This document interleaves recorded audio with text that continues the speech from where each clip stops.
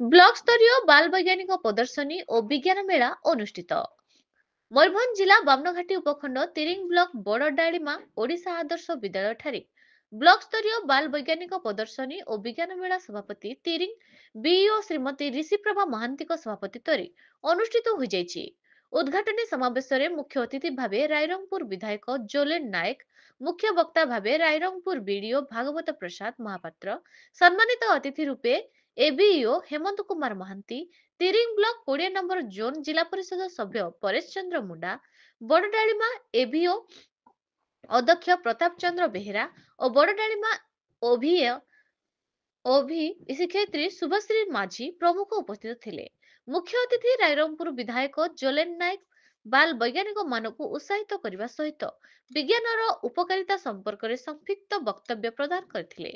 ଉକ୍ତ ବ୍ଲକ ସ୍ତରୀୟ ବାଲ ବୈଜ୍ଞାନିକ ପ୍ରଦର୍ଶନୀ ଓ ବିଜ୍ଞାନ ମେଳାରେ କୃତିତ୍ୱ ଅର୍ଜନ କରିଥିବା ଜୁନିୟର ଓ ସିନିୟର ବିଭାଗ ମଧ୍ୟରେ ପ୍ରଥମ ସ୍ଥାନ ଭାବେ ଏଭିଓ ବଡଡାଳିମାର ସତ୍ୟମ ବାସା, ବିଶ୍ୱଜିତ ଗଡ଼ସରା, ସ୍ୱତିକ ବାସା, ଆରିୟାନ ମହାପାତ୍ର, ଅଂଶୁମାନ ଗିରି, ସ୍ନେହଲତା ମୁଣ୍ଡା ସରକାରୀ ୟୁପି ସ୍କୁଲ ରତନ ସାହି ଓ ଜସ୍ମିନ ଗିରି ସରକାରୀ ୟୁଜି ହାଇସ୍କୁଲ ନାରାୟଣପୁର। ଦ୍ୱିତୀୟ ସ୍ଥାନ ଭାବେ ନମିତା ଲୋହର ସରକାରୀ ୟୁପି ସ୍କୁଲ ବଡଡାଳିମା, ବଦାନ ମାହାଲି ଯଦୁନାଥପୁର ସୀମାନ୍ତ ହାଇସ୍କୁଲ, ପ୍ରିନ୍ସେସ୍ ପାତ୍ର ଭଲଗୋଡିଆ ବିଦ୍ୟାଳୟ, ସ୍ୱାସ୍ତିକା ଗିରି ସୀମାନ୍ତ ହାଇସ୍କୁଲ ଯଦୁନାଥପୁର, କାଞ୍ଚନ ବୈଜୀ ସରକାରୀ ୟୁପି ସ୍କୁଲ ଯଦୁନାଥପୁର, ସୌରଭ କର ସରକାରୀ ହାଇସ୍କୁଲ ବଡଡାଳିମା, ସାନି ମେଲା କୁଆଁର ସରକାରୀ ୟୁପି ସ୍କୁଲ ଚାଙ୍ଗୁଲ। ତୃତୀୟ ସ୍ଥାନ ଭାବେ ବାସନ୍ତୀ କୁମ୍ଭକାର ଓ ପ୍ରିୟା ପୂର୍ତ୍ତି ପାର୍ବତୀ ଗାର୍ଲସ ହାଇସ୍କୁଲ ବଡଡାଳିମା, ଆରତୀ ଭଞ୍ଜ ଓ ଦିବ୍ୟଜ୍ୟୋତି ଗିରି ରେଙ୍ଗାଳିବେଡା ହାଇସ୍କୁଲ, ଧୀରେନ୍ଦ୍ର ଥାୟାଲ ସରକାରୀ ୟୁପି ସ୍କୁଲ ବଡଦାସ ଦାସ ସଦାମ, ଆଲୋକ କୁମାର ବିନ୍ଧାଣୀ ସରକାରୀ ୟୁପି ସ୍କୁଲ ପଡାଚଉଡି ଓ ଉଷମା ପ୍ରକାଶକର ସରକାରୀ ପ୍ରାଇମେରୀ ସ୍କୁଲ ବଡବାଳିମା ଅଧିକାରୀ କରିଥିଲେ। ପ୍ରଥମ ସ୍ଥାନ ଅଧିକାର କରିଥିବା କୃତି ପ୍ରତିଯୋଗୀମାନେ ଜିଲ୍ଲାସ୍ତରୀୟ ବାଲ ବୈଜ୍ଞାନିକ ପ୍ରଦର୍ଶନୀ ଓ ବିଜ୍ଞାନ ମେଳାରେ ଅଂଶଗ୍ରହଣ କରିବେ।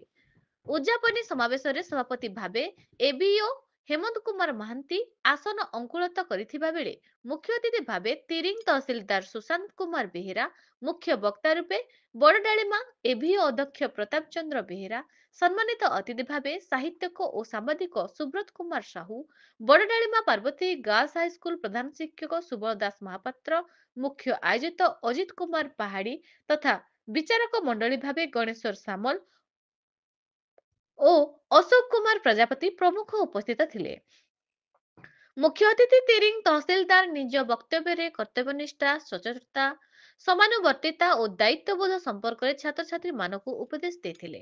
ପୁରସ୍କାର ବିତରଣ ପୂର୍ବରେ ଅତିଥି ଗଣ କୃତି ପ୍ରତିଯୋଗୀମାନଙ୍କୁ ମାନପତ୍ର ଓ କପ୍ ଦେଇ ପୁରସ୍କୃତ କରିଥିଲେ। ଉକ୍ତ ମେଳାରେ ତିରିଙ୍ଗ ବ୍ଲକର ସମସ୍ତ ସିଆରସିସି ଏବଂ ଶିକ୍ଷକ ଶିକ୍ଷୟିତ୍ରୀ ଯୋଗ ଦେଇଥିଲେ। ଏଥିରେ ଓଏଭି ବଡଡାଳିମାର ସମସ୍ତ ଶିକ୍ଷକ ଶିକ୍ଷୟିତ୍ରୀ ସହଯୋଗ କରିଥିଲେ। ଏ ପ୍ରଦର୍ଶନୀରେ ସର୍ବମୋଟ 84ଟି ବିଦ୍ୟାଳୟ ଅଂଶଗ୍ରହଣ କରିଥିବା ବେଳେ 96ଟି ପ୍ରକଳ୍ପ ସ୍ଥାନୀୟ ହୋଇଥିଲା। ପରିଶେଷରେ କ୍ରୀଡା ପତାକାକୁ ଅତିଥିଗଣ ଅବତରଣ କରିଥିଲେ। ଶିକ୍ଷକ ପ୍ରଭାତ ପାତ୍ର ସଭା ପରିଚାଳନା କରିଥିବା ବେଳେ ଶିକ୍ଷକ ଶୁଭେନ୍ଦୁ ବିନ୍ଧାଣୀ ଧନ୍ୟବାଦ ଅର୍ପଣ କରିଥିଲେ। ମୟୂରଭଞ୍ଜ ରାଇରଙ୍ଗପୁରରୁ ଶ୍ୟାମଳନ୍ଦୁ ପରିଡାଙ୍କ ରିପୋର୍ଟ, ନ୍ୟୁଜ ଓଡ଼ିଶା ଟିଭି।